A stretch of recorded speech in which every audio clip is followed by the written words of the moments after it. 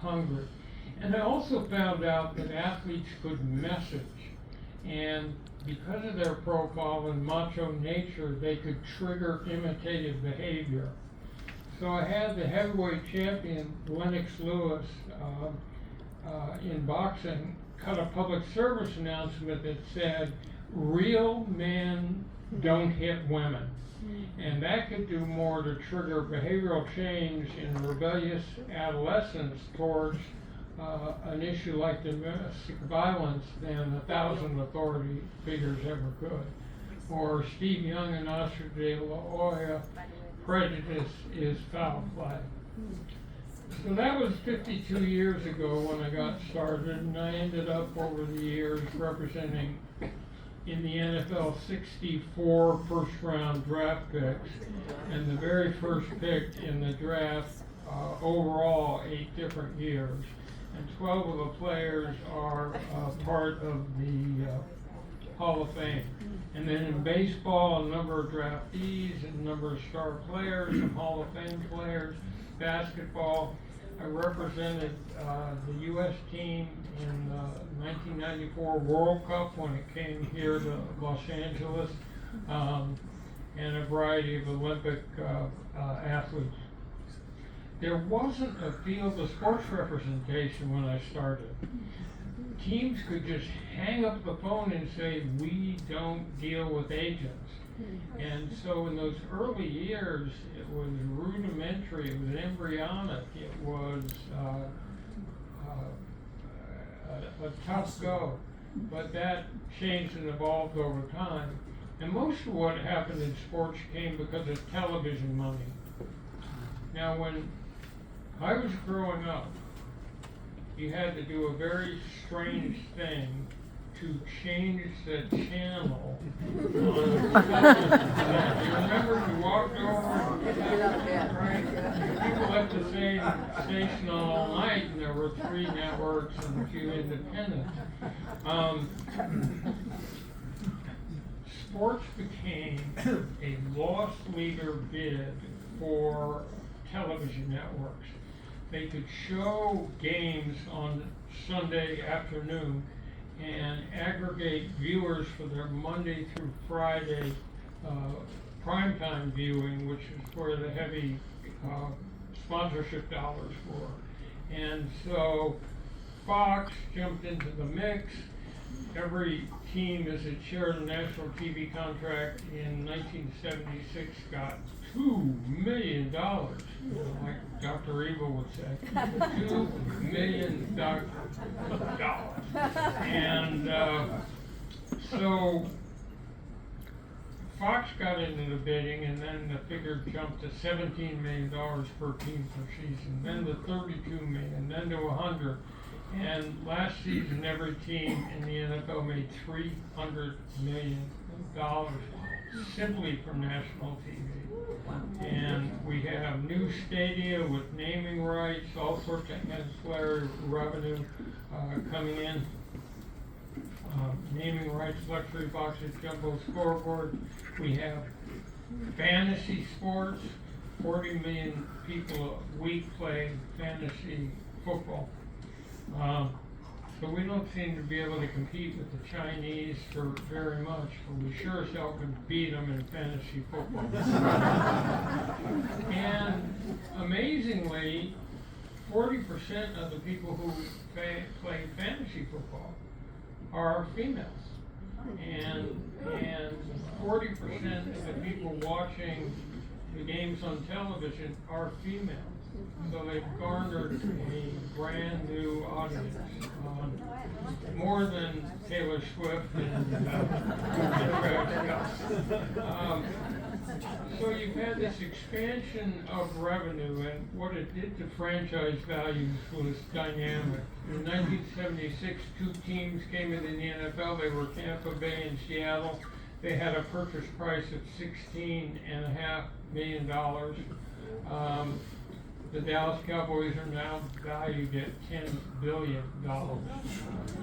And baseball is rolling in revenue too, and they don't really need a salary cap because they're making a whole lot of money. basketball is doing fine also.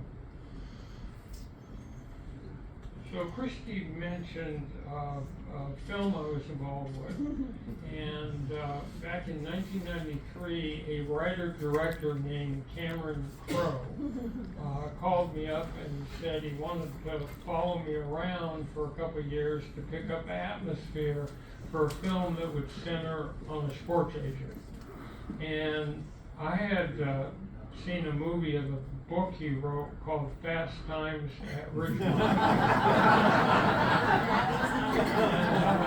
And I thought this will be fun. And then he had, then he was the chronicler of the grunge rock, Seattle rock music.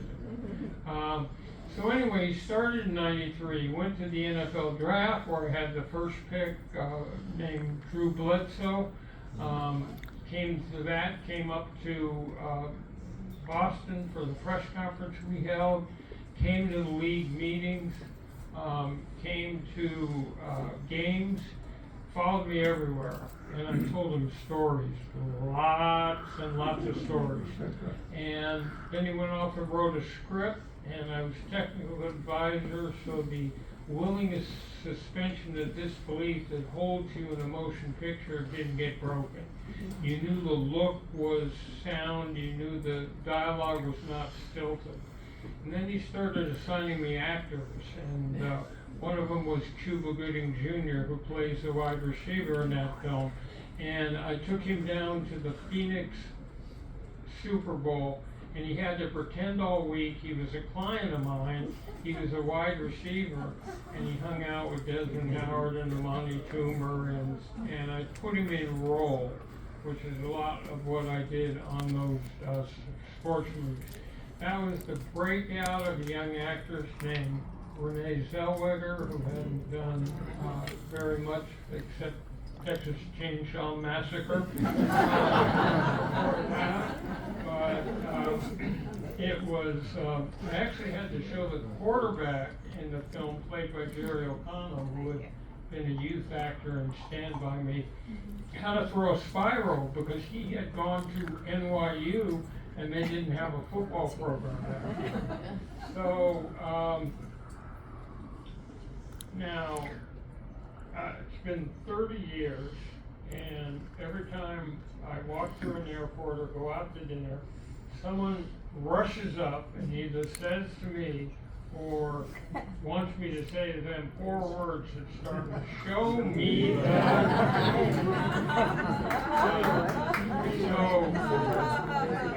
And every time it's fresh to me, like I've never heard it before.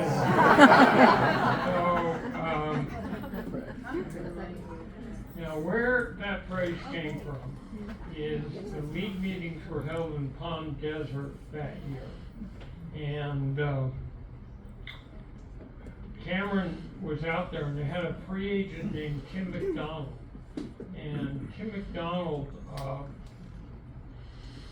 was looking for teams. So Cameron went upstairs into Tim's hotel room, and Moneyline with Lou Dobbs, CNN, was on in the background. And Cameron said, "Tim, what are you looking for in this experience? What are you trying to find?"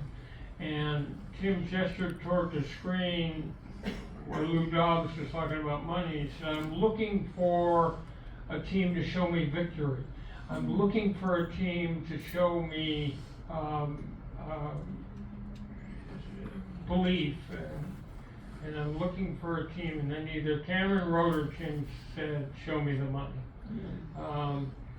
And that's where that came. I worked on another film called Any Given Sunday. I don't know if anyone's seen that. It's a football movie, and the original quarterback in that film was played by a rapper named P. Diddy. You may have heard of him. He's a few problems. But Oliver Stone asked me, "Can you look at him and tell me what you think of his throwing technique?" And I said, Oliver, unless you're gonna double him with a stunt double in every scene, he can't do it. When I went to Cal, there were powder puff football quarterbacks who had a better arm than he did. And so he got fired, and that gave a young comedic actor his first dramatic role, and that was Jamie Foxx. And I spent a big night with Al Pacino trying to put him in the role of being a coach. He didn't know anything about football. He was a big boxing fan. Then I worked on one called For the Love of the Game with Kevin Costner. And I've got more in the funnel that will be coming out soon.